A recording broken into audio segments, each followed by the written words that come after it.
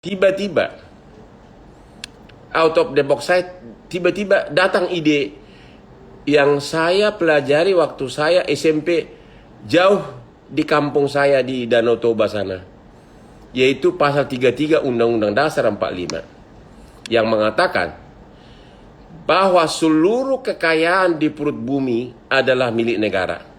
Artinya perusahaan swasta tidak boleh menjaminkan batu bara di perut bumi ke perusahaan asing. Artinya fidusia atas batu bara tersebut tidak sah. Artinya agunannya tidak sah. Artinya berarti dia bukan pemegang agunan yang tidak sah. Artinya dia tidak boleh ikut voting. Saya langsung berdiri dia, karena waktu itu banknya bank asing. Dengan penampilan gue lagi, bank asingnya semua bule-bule pakai jas, aku juga pakai jas. Ya, cuma bedanya bule-bulenya nggak pakai berlian, aku pakai berlian. Gua ketok lah meja itu. Begitu gua punya argumen, aku ngomong begitu, hakimnya terima. Saya bilang, majelis yang terhormat, ini tambang batu bara. Kreditur ini mengatakan dia pemegang agunan fidusia atas batu bara di perut bumi. Padahal batu bara di perut bumi adalah milik negara, pasal 33 Undang-Undang 45. Oleh karenanya, agunannya itu tidak sah. Jadi dia bukan pemegang agunan, jadi tidak boleh ikut voting. Dan menang. Gitu loh. Itulah out of the box. Hanya timbul dalam waktu 5 menit, tidak pernah kepikir sebelumnya. Nggak pernah kepikir itu. Karena sudah kejepit, itulah namanya out of the box. Dalam keadaan kejepit, datang itu ilham tiba-tiba. Ya tentu akhirnya apa? Ya, 2 juta dolar honor itu akibatnya. Oke, yang lain silakan.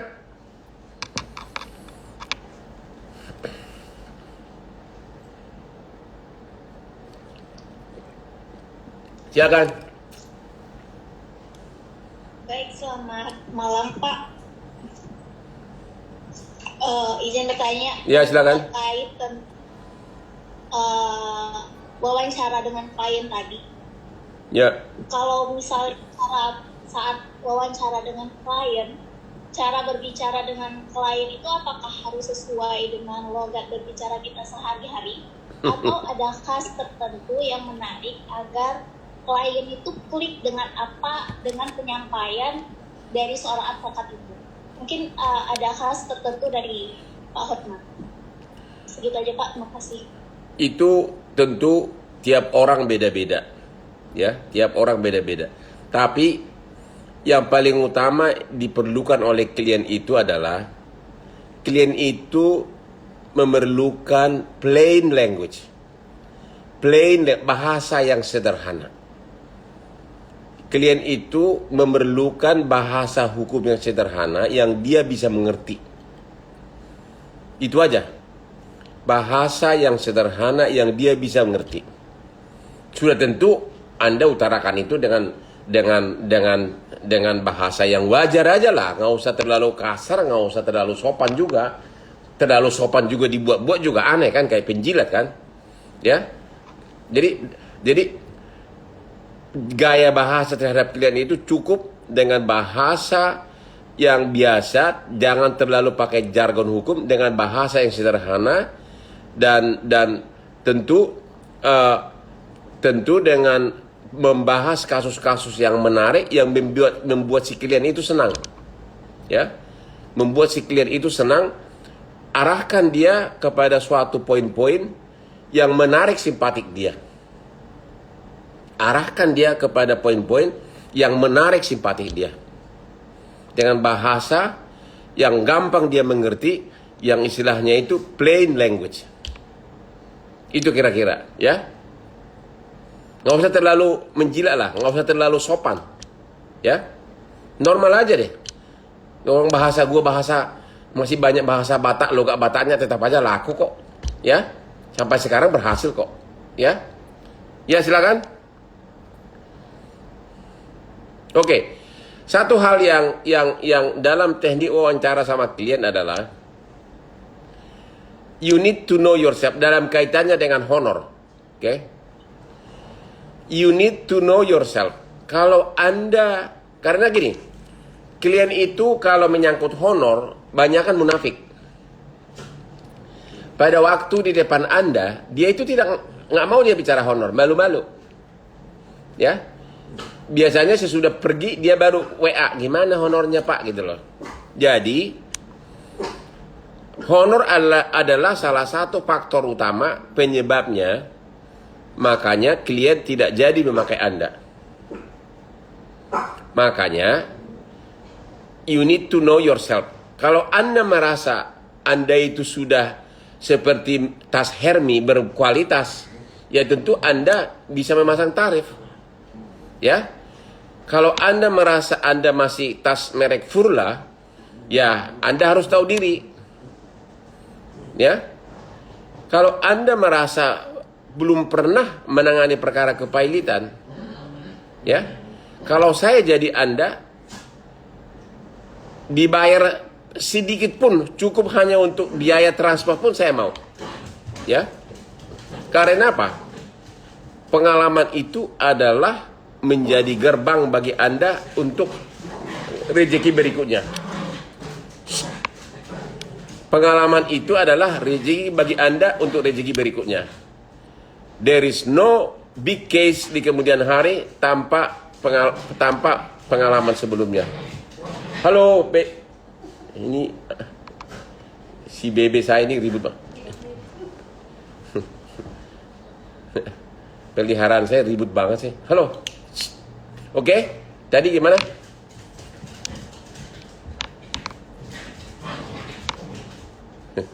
Silakan pertanyaan berikutnya. Ya, silakan. Selamat malam, Pak Hotman Paris. Izin bertanya, Pak. Perkenalkan, sebelumnya nama saya Franky Damai dari Bali, Pak. Dulu Bapak pernah ke kampus saya. Salam santun, Pak, sehat selalu. Wah, jadi ya. pertanyaannya, Pak, bagaimana tipsnya, Pak, ketika kita berhadapan dengan pengacara senior? Kan di Indonesia ini banyak pengacara senior termasuk Bapak Hotman. Nah, agar kita menguasai dinamika persidangan itu kayak gimana, Pak? Itu yang pertama. Dan yang kedua, mengatasi klien yang rewel, Pak, yang kritis, yang seakan-akan mengatur kita gitu, Pak, agar kita itu bisa lebih fleksibel dan bisa klien itu nyambung ke kita, itu tipsnya gimana, Pak? Terima kasih, mungkin itu saja, Pak. Oke. Selamat malam. Menghadapi pengacara yang senior, apapun, sesenior apapun, kan tidak bisa lari dari substansi hukum. Ya, sesenior apapun kan tidak bisa lari dari substansi hukum. Jadi cara menghadapi pengacara senior adalah Anda tetap berada pada rel-rel substansi hukum. Itu aja jawabannya. Ya, selama Anda masih dalam substansi rel-rel hukum, mau dia senior apapun, Anda kan bisa jawab. Ya, Anda bisa jawab. Ya, itu mengenai pengacara senior. Mengenai klien yang rewel, ya, memang banyak klien yang rewel begitu. Ya, tentu Anda harus pintar menjelaskan bahwa kalau begini akibatnya begini, kalau begini akibatnya begini. Ya, Anda bisa jelaskan contoh kasusnya begini, akibatnya begini.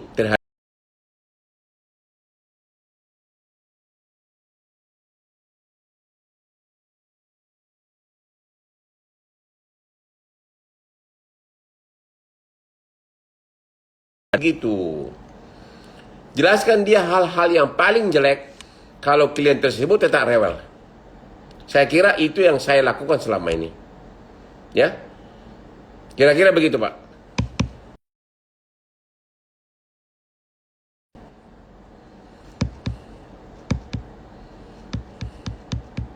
Silakan yang terakhir, yang ini siapa?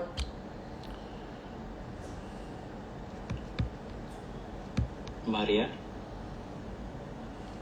Maria. Silakan. Halo, selamat malam, Pak. Ya.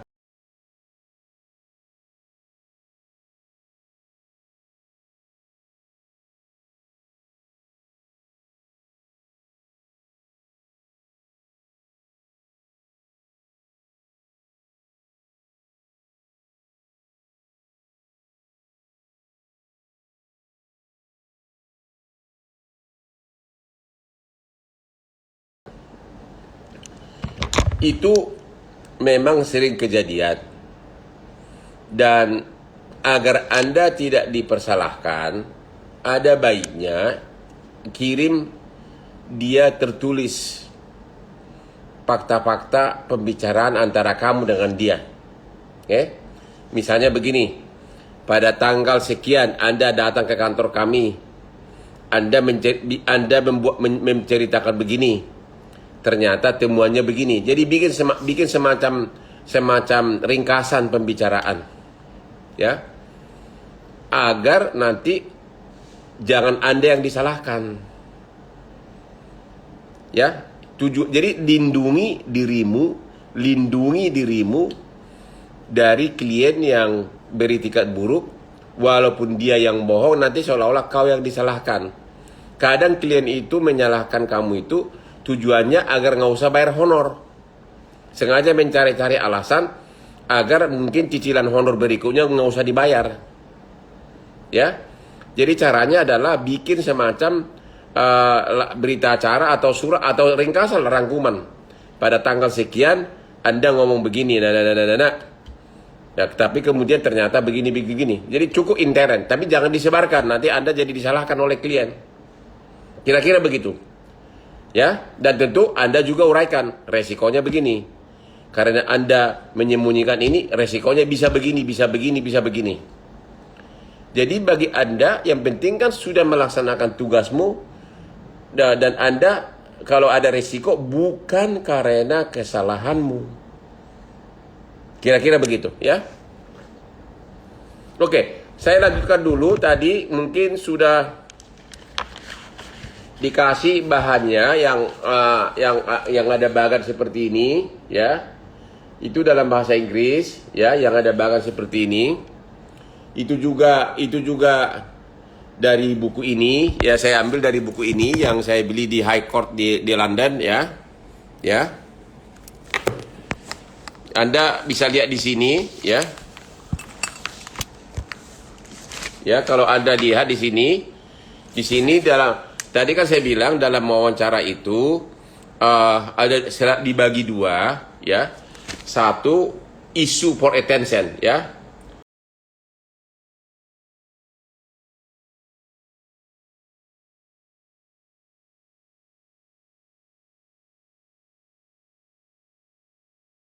Ada hak tanggungan, ada utang sudah jatuh tempo, hak tanggungan begini, krediturnya begini, oke?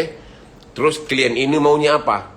Needs, klien ini maunya apa? Jadi itu yang selalu Anda padukan. Maumu apa sih? Maumu agunannya ini dijual?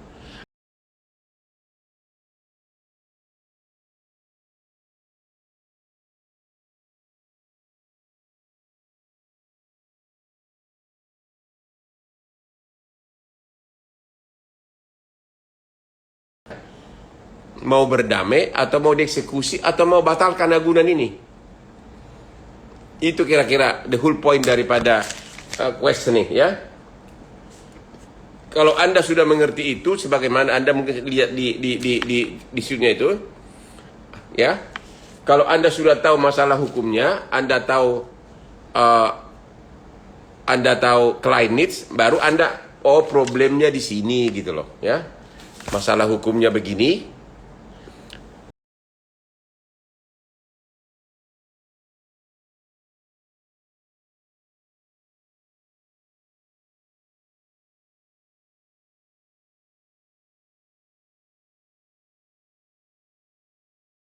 Cocok dengan masalah ini, bisa dipadukan. Barulah Anda ngerti kasusnya, understanding the problem, ya. Itulah sebenarnya the whole point dari suatu teknik wawancara. Oke?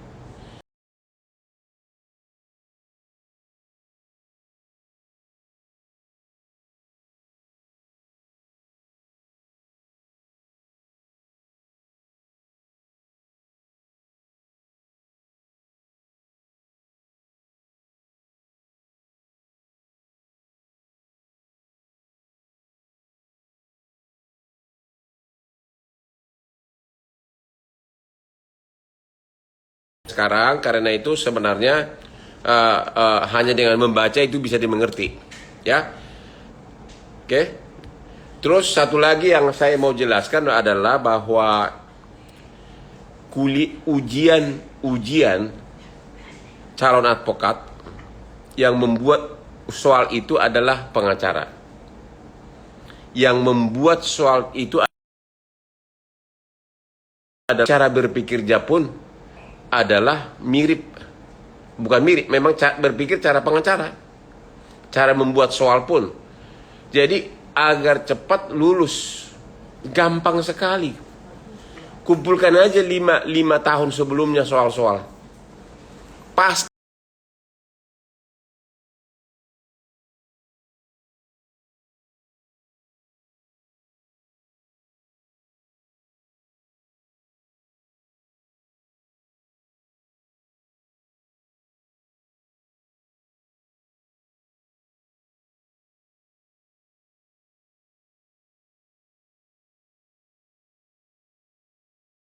Anda mau baca itu dan latihan. Ya, silakan bertanya lagi.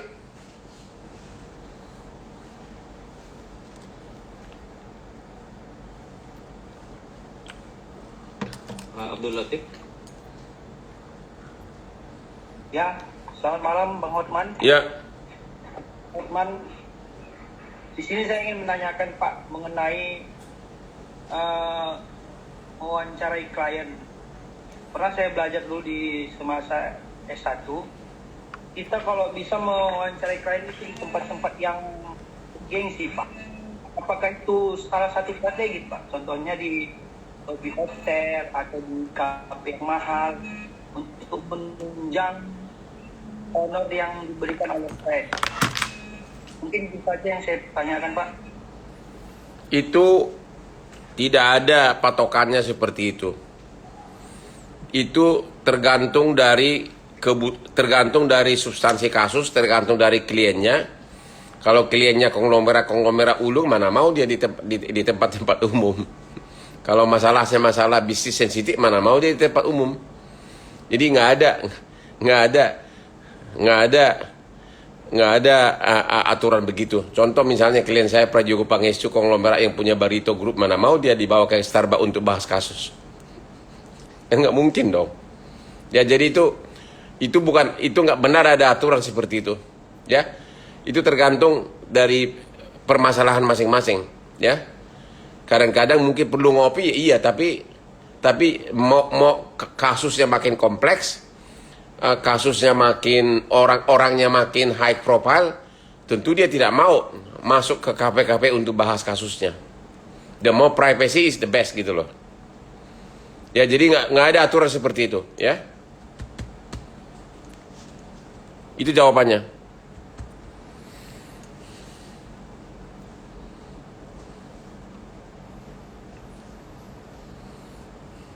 Silakan listrik merah.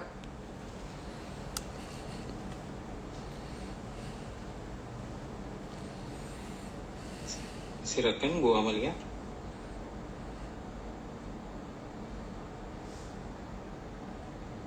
Nggak kedengaran. Bisa di-unmute?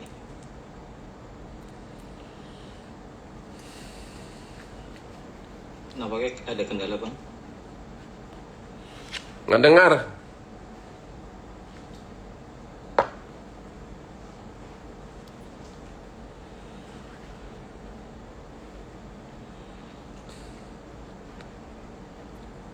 Silakan Pak Aldi.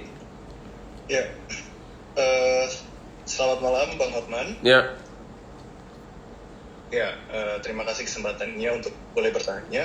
Ini pertanyaannya di luar konteks teknik wawancarai. Ya. Ini lebih ke masalah kepailitan. Pernah dalam perkara kepailitan pernah Bang Hotman menemui perkara di mana kreditur secure itu memiliki kepentingan pelunasan terhadap pajak. Jadi perusahaan itu masih punya utang pajak, juga punya utang terhadap kreditur yang privilege. Itu yang mana yang lebih didahulukan ya, Bang Hotman? Terima kasih. Sampai sekarang ini ada 3 kepentingan yang belum jelas aturannya dan setiap hakim beda-beda, yaitu upah buruh di undang-undang dinyatakan diprioritaskan, pajak di undang-undang dinyatakan tagihan negara diprioritaskan, ya. Demikian juga hak tanggungan mendahului hak tagihan manapun. Jadi sampai sekarang ini masih kacau balau praktek. Jadi tergantung dari kantor pajak. Kalau kantor pajaknya jago, ya, sebenarnya kantor pajak itu kalau mau dia bisa langsung mempergunakan kewenangan dia punya. Dia kan dia punya kewenangan memeriksa dan menjatuhkan baslah tanpa melalui kepailitan dia bisa. Tapi entah kenapa kantor pajak itu sering daftar tagihannya. Dia bisa sendiri kok. Ngapain dia pakai daftar? Dia tidak tunduk kepada permohonan PKPU. Dia bisa daftar sendiri. Jadi itu setiap kasus beda-beda. Ya. Ada lelang yang sudah mau jalan atas hak tanggungan oleh kantor pajak diblokir, akhirnya nggak jadi. Ya. Jadi itu tergantung dari hakim masing-masing. Seperti biasa di Indonesia ini selalu kacau beliau, sering terjadi berbagai multitafsir. Sekarang lebih parah lagi, Mahkamah Konstitusi menyatakan bahwa PKPU bisa diajukan banding. Ya, jadi kalau bisa homologasi bisa diajukan banding. Bisa diajukan kasasi. Kalau kasasi bisa diajukan, kan sesudah putus PKPU kan. PKPU sementara kan 45 hari kan untuk PKPU sementara. Ya kalau kasasi bisa diajukan berarti pasal-pasal di Undang-Undang PAILI yang menyatakan 45 hari PKPU sementara gimana itu? Berarti nggak ada artinya lagi dong. Berarti Undang-Undang PAILI itu sudah berubah sekarang. Tapi oleh Mahkamah Konstitusi itu tidak disinggung. Yang disinggung hanya bahwa boleh mengajukan kasasi. Ya terus akibatnya gimana kalau PKPU sementara 45 hari? Berarti pasal-pasal yang menyatakan PKPU sementara 45 hari itu berubah. Karena kasasi kan bisa lebih dari 3 bulan. Bisa lebih dari 90 hari. Itulah salah satu contoh di samping tadi misalnya pajak, upah buruh sampai sekarang kacau beliau ya. Jadi ya udah. Jawabannya fight di lapangan. Adu menang. Itu jawabannya.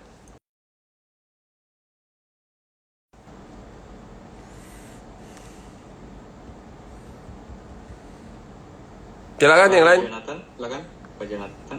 Selamat malam, Bang. Ya. Perkenalkan, saya Jonathan dari Koja, Jakarta Utara. Saya ingin bertanya terkait jam terbang seorang advokat. Bagaimana spesifikasi jam terbang yang dibutuhkan oleh seorang advokat agar bisa menjadi advokat yang sukses? Itu aja pertanyaan saya. Sekian, terima kasih. Begini loh. Jadi pertanyaannya, bagaimana spesifikasi jam terbang untuk bisa menjadi advokat yang sukses? Ya pertanyaannya advokat yang mana dulu? Ya, kalau Anda menjadi advokat khusus bagian bidang perzinahan ya tentu akan lebih cepat. Kalau Anda tiap hari ngurusin perzinahan, ya. Jadi tergantung kepada skop masing-masing. Kalau Anda menjadi international lawyer ya tentu Anda harus minimum bekerja dulu 5 tahun di suatu big international firm. Ya. Jadi yang dimaksud dengan jam terbang itu tergantung dari Anda itu mau menjadi lawyer yang bagaimana.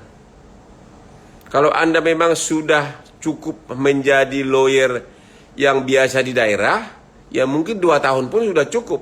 Cukup Anda belajar tentang cara membuat gugatan, jawaban, replik, duplik, kesimpulan, atau cara membuat laporan polisi dan sebagainya. Ya, itu nggak perlu bertahun-tahun. Tapi kalau Anda menjadi top international lawyer, ya itu Anda harus bekerja minimum 5 tahun, bisa 10 tahun di suatu law firm besar, belum tentu diterima, belum lagi bahasa Inggrisnya yang Anda harus dari nol, mulai lagi dari nol. Jadi jawabannya adalah tergantung dari Anda mau menjadi lawyer yang bagaimana gitu loh. Ya, kalau menjadi lawyer di daerah ya nggak perlulah bertahun-tahun. Ya, tapi kalau Anda mau jadi top international lawyer di Jakarta, di mana Anda harus satu kantor dengan lawyer-lawyer dari Baker McKenzie yang adalah sudah franchise di seluruh dunia, of course you need 5 sampai 10 tahun. Kira-kira itu jawabannya, ya.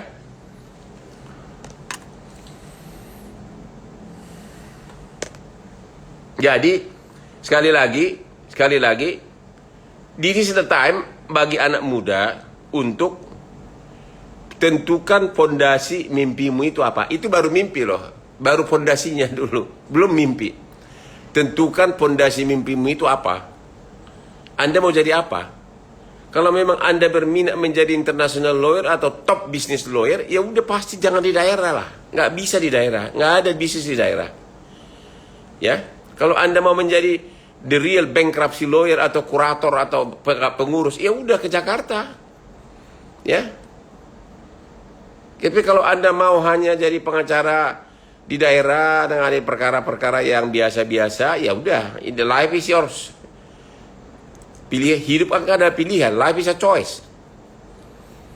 Jadi masa muda inilah penentuannya, Anda menentukan. Kalau Anda mau hidupnya tenang-tenang, kerja di bank, gaji 5 sampai 10 juta, rumah yang sederhana nggak apa-apalah, ya. Ya, terserah. Tapi kalau Anda mimpi punya Lamborghini, punya artis Kaisar ini di samping, ya Anda harus ke Jakarta. Kira-kira begitu, ya. Silakan yang lain.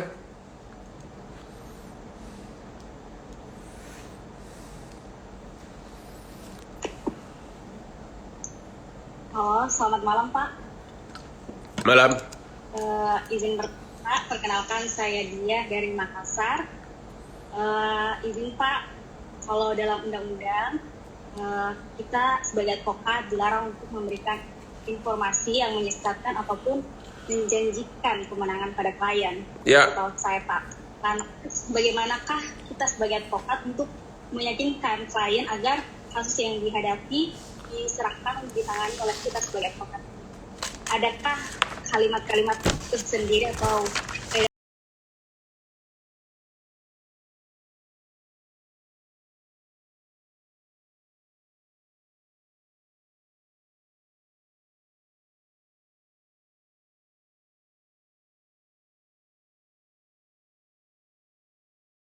yang dibagikan di situ ada di nomor butir 8 ya. Di situ ada apa tujuan akhir, ya. Dalam waktu wawancara itu kita harus bisa menerangkan sama klien, kita harus bertanya sama klien. Tujuan akhirnya itu sebenarnya apa? Menang mutlak, menunda kekalahan, atau win-win solution. Jadi setiap Anda menerima calon klien baru, Anda harus dari awal itu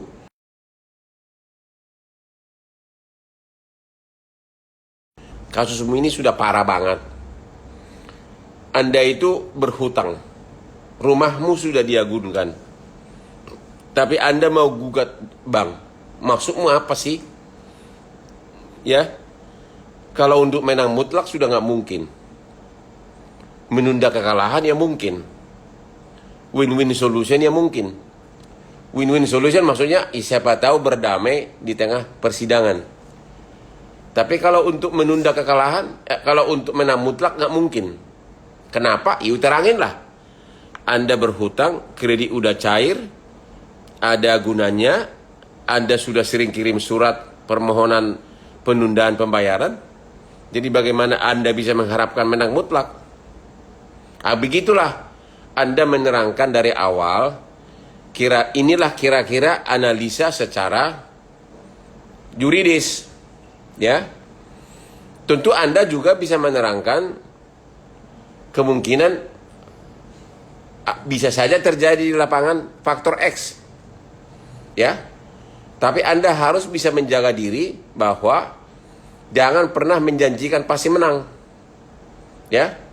Kalau Anda ada suara bisik-bisik, itu harus Anda lakukan benar-benar si klien itu tidak ada bukti bahwa Anda itu benar-benar menjanjikan menjamin menang. Jangan sampai ada bukti bahwa si klien itu pegang janji Anda pasti menang, karena itu akan membahayakan Anda nanti pada saat kalah. Jadi jangan pernah kirim WA, jangan pernah, apalagi tertulis.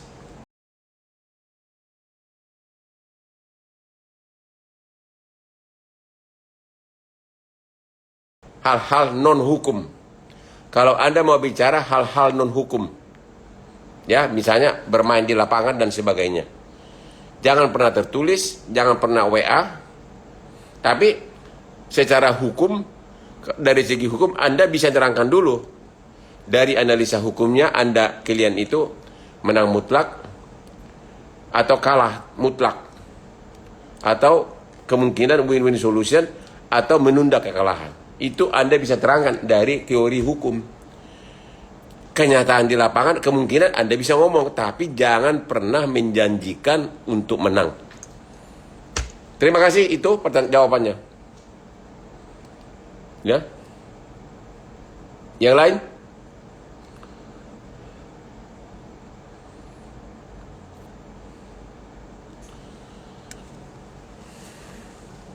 Silakan. Selamat malam Bang Hotman. Ya. Saya Amal Hamzah dari Banggai. Sudah setengah. Sudah. Yang saya ingin tanyakan, apabila misalnya kita sudah berkomunikasi dengan calon klien, apakah untuk menarik simpati klien kepada kami,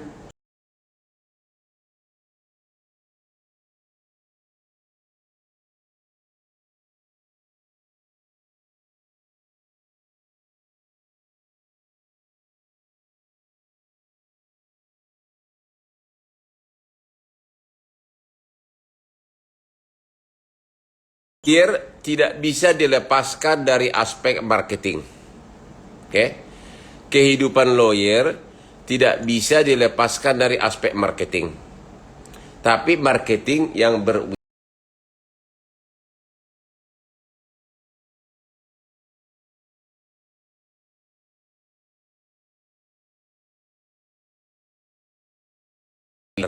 dalam batas-batas yang wajar is okay. Itu aja. Ya, dalam batas-batas yang wajar dan Anda mampu is okay. Ya, saya nggak bisa menerangkan dong bahwa yang wajar itu ke panti pijit. Saya nggak bisa menerangkan ke panti pijit plus. Saya nggak bisa menerangkan kemana. Itu tergantung bagaimana kehidupan Anda dengan dia. Ya, selama Anda bisa menyesuaikan diri dengan dia dan kebetulan cocok dengan gaya hidup Anda, ya why not? Kan saya bilang, kehidupan lawyer tidak bisa dilepaskan dari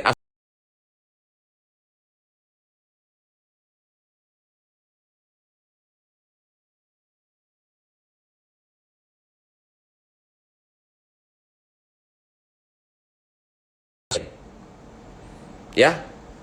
How? Bagaimana cara hidup bersosial? Setiap orang berbeda. Kalau klien Anda itu jago karaoke, ya kalau Anda mampu menemani, oke-oke aja.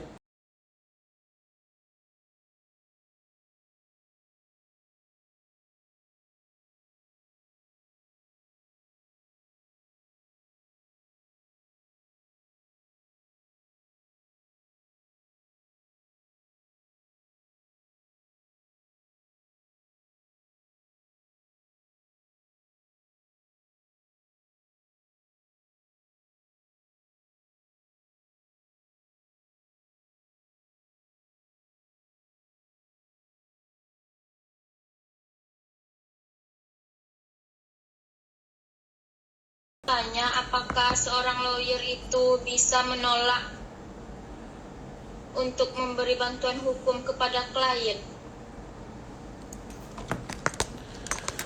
Jadi pertanyaannya, apakah seorang lawyer itu bisa menolak memberikan bantuan hukum kepada klien?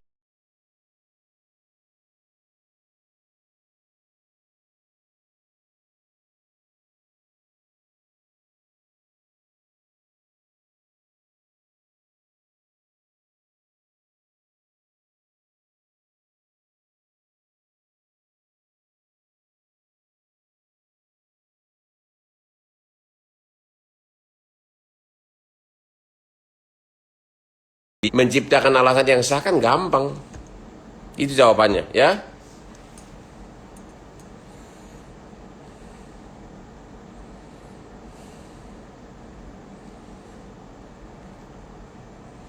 Yuk bertanya terus, silakan.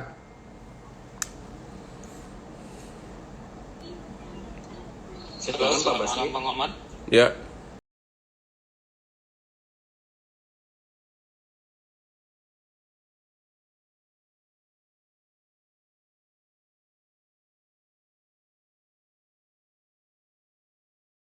Baik yang sampai di situasi saat ini menjadi pengacara top. Nah, saya ada pertanyaan. Tentu sebelum menjadi pengacara top, Bang Hotman mempunyai kekhawatiran atau masalah-masalah dulu yang mungkin selama dari pengalaman itu yang Bang Hotman takutkan. Nah, saya ingin tahu apakah Bang Hotman punya kekhawatiran atau rasa takut pada saat beracara itu, dan bagaimana cara Bang Hotman untuk mengatasi itu.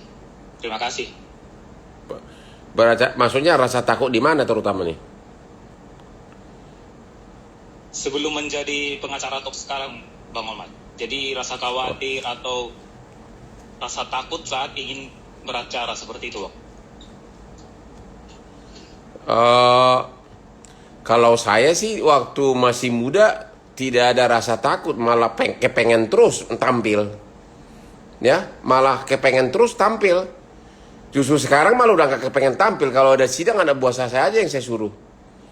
Jadi itulah salah satu memang faktor membuat seseorang itu maju. Dulu saya itu rasa pengen tampil itu dulu benar-benar ingin. Malah waktu saya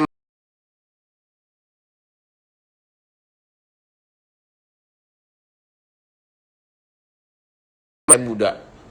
Sekarang tiap hari koran infotainment ngejar-ngejar saya nggak mau masuk koran. Ya. Jadi memang ada masanya, ya, ada masanya.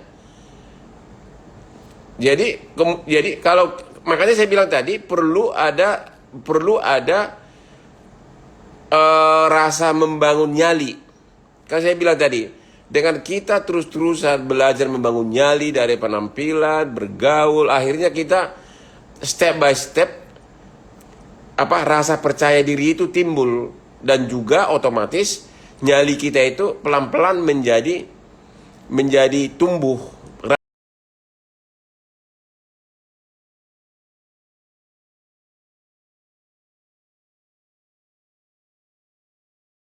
Rasa pengen tampil itulah yang bikin kita selalu ingin tampil tanpa ada rasa keraguan.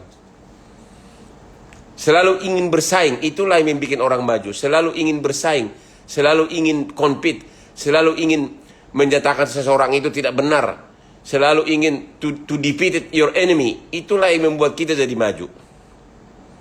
Itu semua ada eranya. Sekarang saya sudah hilang rasa itu mulai pelan-pelan. Kira-kira begitu. Kalau rasa takut saya tidak pernah. Malah bangga masuk sidang. Habis sidang saya udah bayar wartawan dulu waktu saya masih muda agar saya dimuat. Sekarang malah enggak, wartawannya yang ngejar-ngejar saya nggak mau. Kira-kira begitu bos ya. Makanya selalulah belajar dan belajar, karena itu adalah awal dari membangun nyali. Kalau Anda sudah ilmunya merasa mampu, ilmunya merasa kuat, Anda tidak akan pernah takut berdebat dimanapun. Setiap ada masalah hukum baru pelajari, ada pertemuan baru ikuti, ada seminar hukum ikutin. Oke, kira-kira begitu. Ya. Silakan Pak. Ya. Oke, selamat malam Bang Hotman. Ya. Sebelumnya nama saya Adriano Silvano, izin bertanya. Ya. Saya sebagai lulusan fresh graduate ingin bertanya, bagaimana tips agar bisa tembus ke law firm besar, dan bagaimana bisa survive atau bertahan di law firm besar, karena kita tahu bekerja di law firm besar tentu akan mendapatkan banyak pressure dan tekanan yang besar. Terima kasih Bang. Oke. Itu jawabannya 1001 macam jawabannya. Nggak bisa dijawab bagaimana. Kamu bisa masuk law firm besar mungkin gara-gara ada teman di dalam, ya kan? Ada koneksi, ada kebetulan teman satu kampus, ya. Atau juga ada kebetulan profesor kamu kenal sama partnernya, ya. Itu juga. Jadi ada faktor koneksi, ada faktor perkenalan. Ada juga karena memang waktu dites kamu memenuhi syarat, ya, ya. Jadi itu gak bisa. Tapi intinya you have to try, you have to melamar. Di samping kau melamar, kamu juga harus mencari siapa orang di dalam situ yang kau kenal. How to find them, ya, how to approach them, ya, itu artinya berjuanglah, cari sampai dapat. Kalau nggak bisa di big law firm dulu, ya minimum masuk dulu yang middle. Lama-lama kan bisa masuk dulu, kan masuk dulu yang middle. Begitu ada terbuka lowongan, lamar lagi, ya nggak dapat tahun ini, tahun depan masuk lagi, gitu loh, gitu caranya. Ya mungkin nggak dapat minggu ini, tahun depan lagi. Tapi kan kamu kan sudah yang pertama dilihat oleh mereka itu adalah your background, ya. Kalau kamu terlalu banyak gelar tapi tanpa ada pengalaman, kita nggak tertarik untuk rekrut. Saya pun kalau melihat CV orang terlalu banyak gelar tapi nggak ada pengalaman, aku malas rekrutnya karena orang ini pasti minta gaji tinggi tapi no experience. Untuk apa? Merasa dirinya hebat karena gelarnya banyak tapi nggak ada pengalaman. Mendingan yang sarjana hukum tapi sudah pernah kerja 5 tahun, itu langsung saya ambil, ya. Karena S2 S3 itu saya sendiri udah ngalamin. S2 S3 doesn't mean anything for me untuk karir saya. S2 S3 saya malah gue yang ngajarin profesor saya tentang bankruptcy internasional, ya. Itu kira-kira. Jadi do everything untuk berjuang. Nggak bisa tahun ini, tahun depan. Artinya nggak bisa di big law firm, masuk dulu yang in the middle. Dari sana kau kan sudah punya pengalaman kan, lama-lama dikenal, lamar terus sampai dapat. Itu maksud saya. Karena kalau kau sudah kerja 3 tahun di law firm lain, kau sudah punya nilai plus. Sudah punya nilai plus, sehingga waktu kau melamar, CV kamu sudah makin bagus. Ya, kira-kira begitu. Jadi perbaiki CV-mu sehingga kamu look kelihatan eye catching gitu loh, ya. Silakan. Silakan Pak Gontor. Selamat malam Bang Hotman. Ya. Perkenalkan, saya dari Banjarnegara. Saya Gontor. Dalam kesempatan ini saya mau bertanya, minta triknya saja. Banjarnegara yang bupati kemarin kena KPK ya? Betul. Betul sekali. Itu rekan. Kincir, ya. Iya, itu tamu saya kemarin di Hotman Pariso yang jamnya Rolex ya. Betul Pak. Oke, saya warganya mau bertanya nih Pak. Bagaimana cara menyikapi dari musuh atau kuasa pihak lawan yang selalu mencari-cari kesalahan kita Pak? Apakah kita lawan atau kita diam atau wait and see atau bagaimana Pak? Terima kasih. Kamu cuma dicari-cari kesalahan, aku mah diaduin malah ke Pradi. Nah, aku malah diaduin kemana-mana sama lawan saya. Ya lawan dalam batas-batas yang wajar, ya. Cara menyikapinya, ya. Makanya saya selalu mengatakan kepada lawyer, ya. Saya selalu pakai strategi, ya, yaitu selalu amatin, ya, analisa, baru attack. 3A. Amatin, analisa, attack. Saya kemarin itu kan dilaporin kepada di berbagai tim, entah siapa itu, tim apa itu. Saya tenang-tenang aja. Justru apa yang mereka ucapkan itulah saya pakai untuk menjatuhkan mereka. Dan akhirnya saya menang. Ya. Jadi lawan pada waktunya, itu aja. Kumpulkan bukti dan lawan pada waktunya. Ya, jadi 3A jangan lupa itu. Itulah profesi sebagai seorang lawyer. Triple E, amati, analisa, attack, serang. Selalu ingat itu. Amati, analisa, attack. Udah itu aja, oke? Nggak usah terlalu banyak bacot seperti musuh-musuh saya. Ya. Silakan. Selamat malam Pak Hotman. Perkenalkan, nama saya Patricia Mutiara dari Jakarta. Saya ingin bertanya Pak, yang pertama, bagaimana cara menolak kasus klien setelah diwawancara apabila kasusnya bertentangan dengan prinsip diri kita sendiri? Terus yang kedua Bang, mau nanya bagaimana sih pandangan Abang perihal kasus sengketa Indonesia sama Uni Eropa mengenai pelarangan ekspor biji nikel, Bang. Sekian dari saya, terima kasih, Bang. Maksudnya antara lain bertentangan dengan prinsip apa misalnya? Kayak misalnya kalau advokatnya tuh nggak mau menangani kasus, misalnya kasus pembunuhan atau kasus pemerkosaan gitu. Cara menolaknya kan kadang ada rasa nggak enak gitu Bang. Ya, yuk pertama seperti yang saya bilang tadi kan boleh kasih alasan, misalnya kamu lagi penuh kasusnya, lagi full kasusnya, itu alasan yang paling halus, lagi penuh, sehingga nanti takut terlalaikan, ya, itu alasan yang paling halus, lagi penuh, ya. Atau kedua, bahwa itu konflik batin, itu boleh juga, tapi paling halus adalah lagi penuh, ya.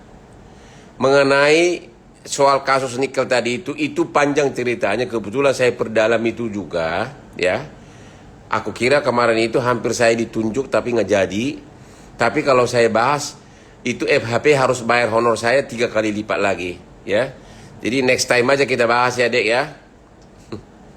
Itu sudah terlalu keluar dari jalurnya itu, ya. Oke, pertanyaan lain?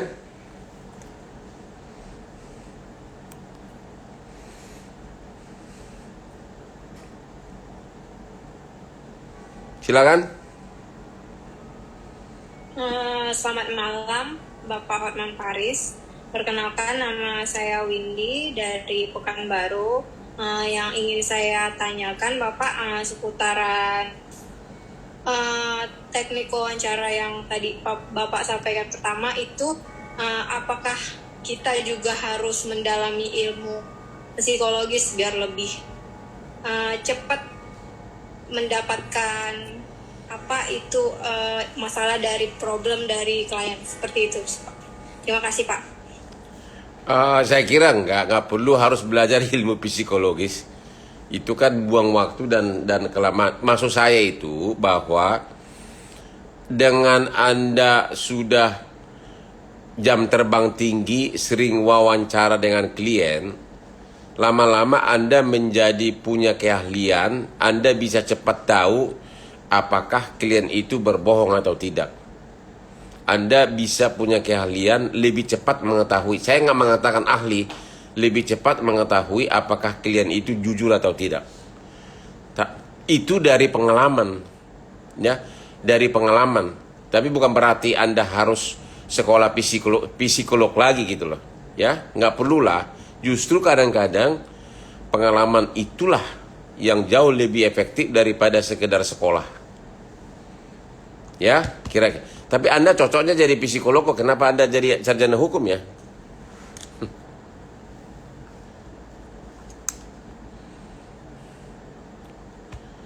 Ya, silakan. Selamat malam, Bang. Ya. Saya Joni, Bang. Joni Henry dari Lijang Lebong, Bengkulu, Bang. Bengkulu. Betul, Bang. Ya. Yang akan saya tanyakan, Bang, untuk mengetahui latar belakang masalah dan duduk perkara tentang masalah hukum yang melibatkan klien, Bang. Ya. Halo, Bang. Ya, silakan. Nah, saya untuk menanya ini, Bang, untuk mengetahui latar belakang masalah dan duduk perkara tentang masalah hukum yang melibatkan klien. Ya. Itu aja, Bang. Pertanyaannya apa? Spesifiknya, Bang, kita bagaimana secara cepatnya kita untuk mengetahui latar belakang masalah dan duduk perkaranya tentang masalah hukum yang melibatkan klien. Ya itu tadi ya kita kuliahin dari awal. Ya, effective listening effective listening and questioning. Itu tadi yang kita bahas, mendengarkan, bertanya, dan memeriksa bahan-bahannya, bahkan jauh sebelumnya minta dulu bahan-bahannya. Ya. Effective listening dan bertanya, mengerti legal isunya, tanyakan legal isunya, dan yang kedua adalah needs, sebenarnya maunya klien itu apa, dia itu berperkara tujuannya apa. Di aspek hukum satu hal, tapi kepentingan dan kebutuhan adalah hal yang berbeda gitu loh. Ya, jadi dua hal yang berbeda antara aspek hukum sama kebutuhan. Needs, what does the client want gitu loh. Ya. Itu maksud saya. Kalau Anda belum tahu background lebih detail, ya tanya sama klien, siapa lagi yang tahu? Perlu nggak pegawainya, stafnya, orang lain? Datangkan saksi-saksi. Ya itu dia untuk mengetahui backgroundnya. Minta datanya, minta berbox-box dokumennya bila perlu. Tentu dengan Anda sudah jelas honor pengacaranya bagaimana gitu. Ya, kira-kira begitu bos.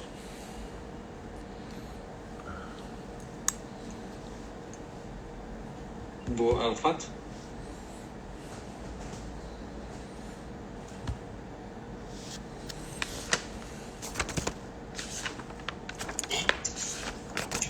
Selamat malam, halo.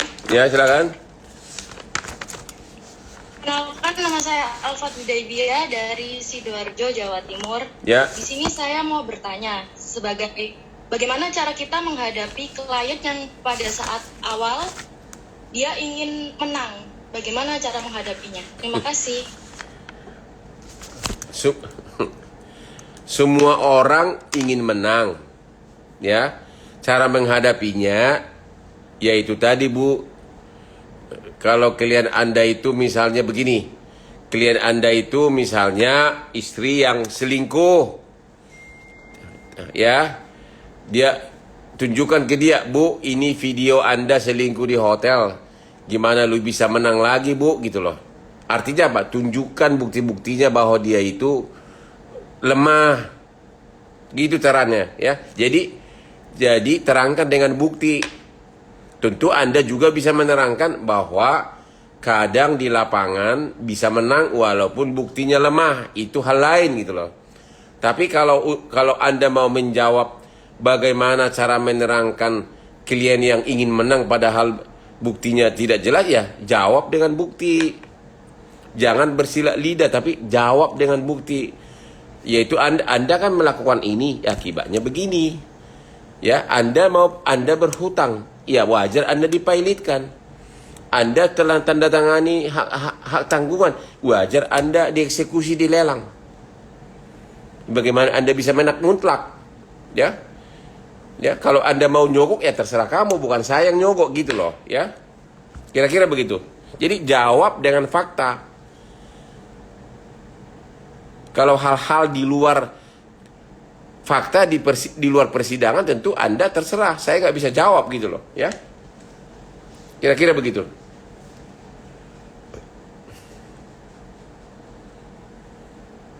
Kita sudah tinggal 5 menit, silakan.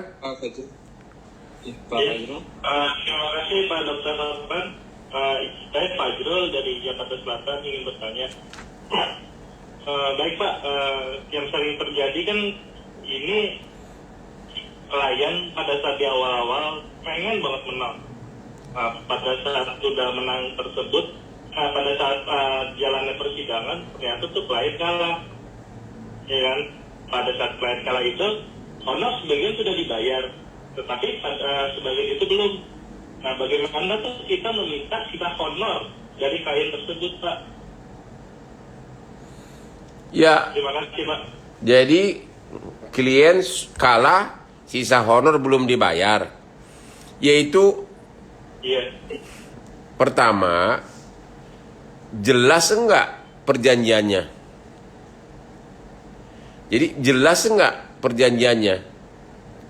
Apakah Anda berhak atas honor itu, kalah atau menang, itu dulu. Oke. Yang kedua,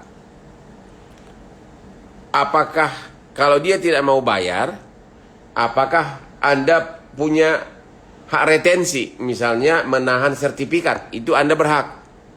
Ya. Yang ketiga, kalau Anda tidak punya hak retensi, tidak punya aset, ya Anda punya choice apakah Anda mendiamkan atau gugat dia, terserah. Ya, terserah. Pilihan di tangan Anda. Tapi makanya saya bilang tadi, kata kuncinya sebaiknya pengaturan honor itu jelas ada perjanjiannya.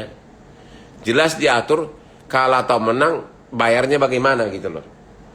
Itu sebaiknya selalu begitu. Tapi jangan masukkan di situ biaya-biaya lapangan. Anda jadi kena nanti ya. Kira-kira begitu.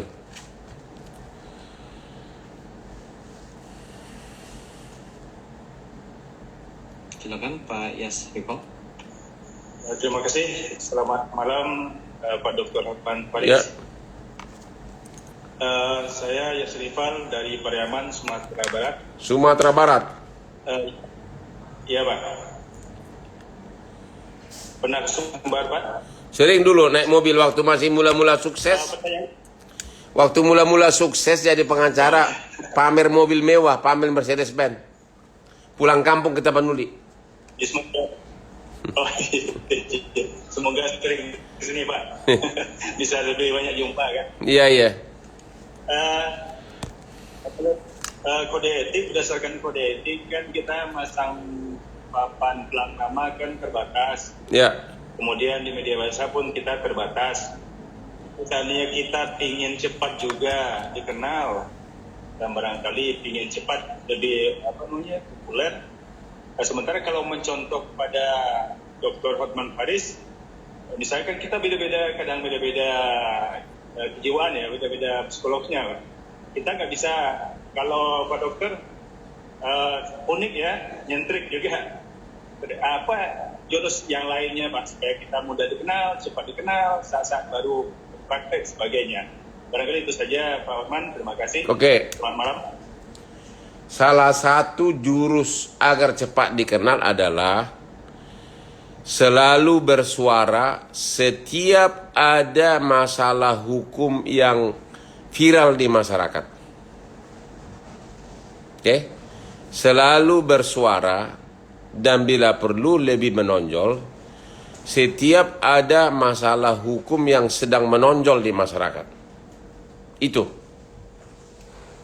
Karena lama-lama Anda membangun reputasi. Ya, sebagai contoh. Sekarang ini, apapun masalah di Indonesia ini, kalau itu sudah kasus besar dan merakyat, pasti ribuan warga seluruh Indonesia pasti akan ngadunya ke saya. Itu udah pasti.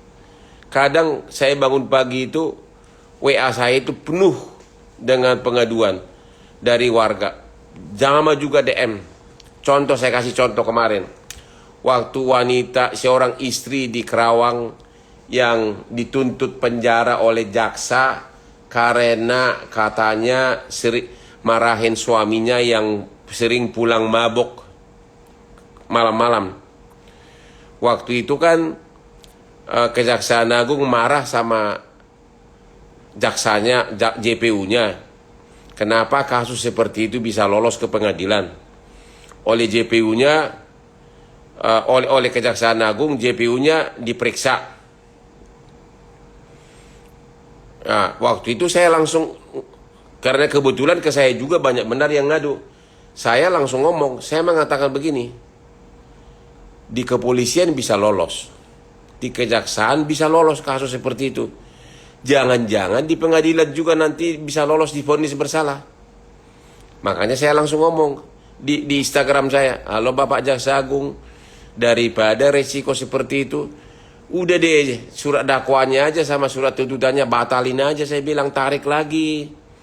Kalau itu ditarik, walaupun pihak lawan misalnya berhasil tanda kutip di pengadilan, ya apa yang mau divonis? Surat dakwaannya sama surat tuntutan udah ditarik. Nah, saran saya itu diterima oleh Jaksa Agung langsung nggak nyampe 2 hari surat tuntutan dakwaannya ditarik, dibatalkan. Itulah pertama kali kasus di Indonesia surat dakwaan ditarik dan dibatalkan, ya. Padahal sebenarnya begitu sudah surat dakwaan tuntutan dibacakan, itu sudah kewenangan dari hakim. Dan segera sesudah dakwaan tuntutannya dibatalkan oleh jaksa, ibu itu yang terdakwa datang ke Hotman Paris Show mengucapkan terima kasih kepada saya. Nah itu dia, itu keberanian, nyali, oke? Itu dia. Jadi makanya agar anda semakin dikenal, nyali, perlu selalu berani ngomong. Tapi tentu anda harus membekali diri anda dengan ilmu. Jangan kasih pendapat-pendapat yang kosong, ya. Ada oknum itu, beberapa musuh saya begitu, ngomong aja di koran tapi yang diomongin apa nggak jelas sampai diketawain orang, ya. Ngomong itu yang berbobot gitu loh, ya. Kira-kira begitu, ya. Banyak nih, hampir semua masalah hukum di Indonesia ini pasti ke saya minta komentar.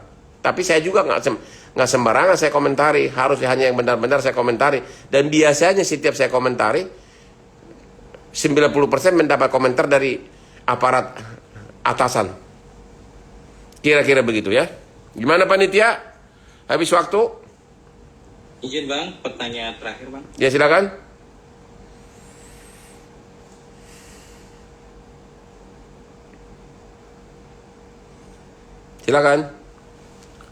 Silakan Bu Rinta.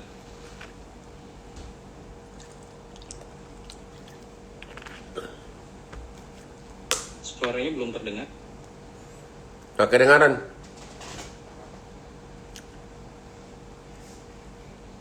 kedengaran. Suaranya tidak terdengar, mungkin sedang gangguan.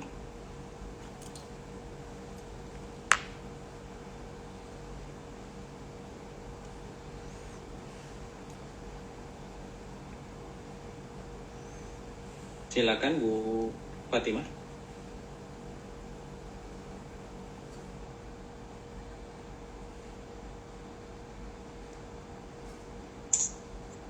Selamat malam Bang Hotman Paris. Ya. Makasih sebelumnya sudah memberi saya kesempatan untuk bertanya. Nama saya Fatimah, saya dari Lampung. Sebagai orang besar pasti tentu saja ada gimana ya? Jadi orang besar tentunya nggak mudah. Ada pasti sesuatu yang kasus yang sulit. Apa sih yang menurut Bang Hotman Paris tuh yang Bang Hotman tangani? Kasus sulit apa yang menurut Bang Hotman itu sulit untuk ditangani? Terus bagaimana jika itu gagal? Apa yang Bang Hotman lakukan? Terus kasus apa yang paling berkesan bagi Bang Hotman Paris? Terima kasih. Oke, kasus. Ada beberapa kasus yang saya tangani, yang paling susah ditangani itu adalah kalau lawan sudah masuk duluan. Ngerti nggak masuk duluan? Tanda kutip masuk duluan. Ngerti kan? Ngerti nggak sudah masuk duluan?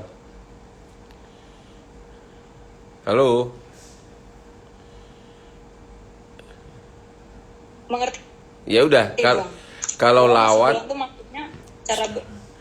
lawan sudah lobby duluan. Jadi lawan sudah lobby duluan, apapun kita omongin di sidang sudah nggak masuk lagi, sudah nggak masuk di akal lagi sama si hakim. Itu sering saya alamin, ya. Itu yang paling susah, dan itu prosesnya dari mulai biasanya itu ketahuan waktu dari mulai replik, duplik, pembuktian, kesimpulan, bisa sampai 2-3 bulan kita stres. Karena apa? Kita tahu kita udah pasti kalah. Saya bisa langsung baca dari cara hakim menjawab pertanyaan. Saya bisa tahu, wah ini lawan udah masuk nih, ya. Nah itulah yang sering saya alamin, ya. Yang kedua, kasus yang paling menarik, yang paling banyak saya pegang sih banyak banget sih. Kalau dari segi duitnya banyak, dari aspek humannya juga banyak. Kalau yang paling dari segi aspek duitnya, ya kasus waktu Pilpres debat Prabowo sama Jokowi yang terakhir. Waktu itu kan Jokowi bahas soal tanah kan, waktu debat sama Prabowo. Saya ini kan pengacara Prabowo udah puluhan tahun, dari mulai krisis moneter tahun 98 saya pengacara keluarga Prabowo sama keluarganya. Jadi seluruh masalah hukum keluarga dia saya yang pegang. Waktu itu ada masalah tanah,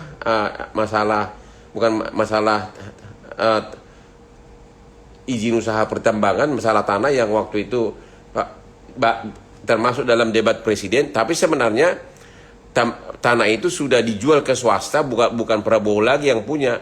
Waktu itu sudah berperkara sama perusahaan Inggris namanya Churchill Mining. Churchill Mining itu ada 4 IUP di daerah Kalimantan. Saya menang kasus itu sampai tingkat PK Mahkamah Agung. Kasus terbesar yang pernah saya pegang, dan saya dapat honor waktu itu sekitar $12 juta.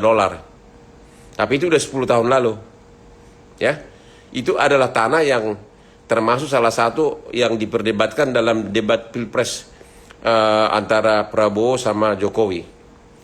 Kalau dari segi aspek humanitas adalah kemanusiaan yang pernah adalah pembunuhan Angelin di Bandung, di mana seorang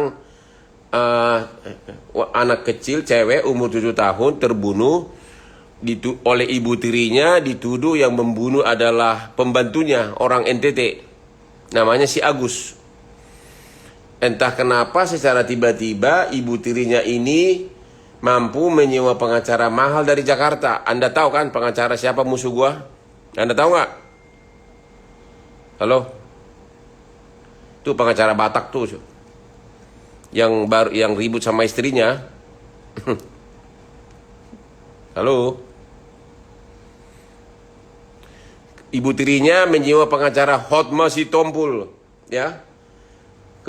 Waktu itu masyarakat Bali kasihan sama pembantunya, sehingga saya diminta oleh masyarakat Bali untuk membela si Agus tanpa dibayar. Dan dari kasus itu banyak aspek-aspek yang sangat menyentuh kemanusiaan, dan kebetulan saya memenangkan kasus di mana terbukti si Agus itu bukanlah yang membunuh tapi ibu tirinya. Anda kalau mau cari kasusnya mungkin ada itu di berkas di online-nya Mahkamah Agung, ya, yang akhirnya ibu tirinya dihukum seumur hidup. Kira-kira begitu rekan-rekan semuanya. Selamat malam ya. Bagi yang mau, jangan lupa follow Instagram Hotman Paris Official, di mana Anda akan selalu ketemu dengan saya dengan senyum, ya, yang selalu senyum tiap hari dan penuh dengan wanita cantik, ya. Oke? Gimana panitia, silakan. Baik, terima kasih Bang Hotman, Pak Aris Utapya atas kuliah dan materi malam yang luar biasa pada malam kali ini. Kita berikan aplaus luar biasa buat Bang Hotman. Terima kasih Bang Hotman atas waktu dan kesempatannya berdiskusi dengan seluruh peserta PKPA dari DPN Indonesia, dari Sabang sampai dengan Merauke, 500 lebih peserta yang bergabung pada malam kali ini. Mudah-mudahan bermanfaat buat Bapak Ibu dan rekan-rekan sekalian. Dan live juga dari YouTube channel IG-nya Bang Hotman, luar biasa. Terima kasih Bang Hotman pada Bang Hotman atas apresiasi dan supportnya selama ini. Baik Bapak Ibu dan rekan-rekan sekalian, materi PKPA Dewan Pengacara Nasional Indonesia pada malam kali ini telah selesai. Lebih dari 500 peserta yang hadir, apresiasi yang luar biasa kami sampaikan. Semoga materi yang disampaikan oleh Bang Hotman menambah hasanah keilmuan dan wawasan kita semua menjadi advokat yang berintegritas, sukses, dan bisa menegakkan hukum di Indonesia seperti yang dilakukan oleh Bang Hotman. Terima kasih Bang Hotman dan seluruh peserta. Kami dari Dewan Pengacara Nasional Indonesia dan FAP Law School mengucapkan terima kasih. Selamat berakhir tahun. Kita bertemu kembali semoga di tahun 2022 dengan kondisi yang lebih baik. Terima kasih. Oke. Assalamualaikum warahmatullahi wabarakatuh. Waalaikumsalam.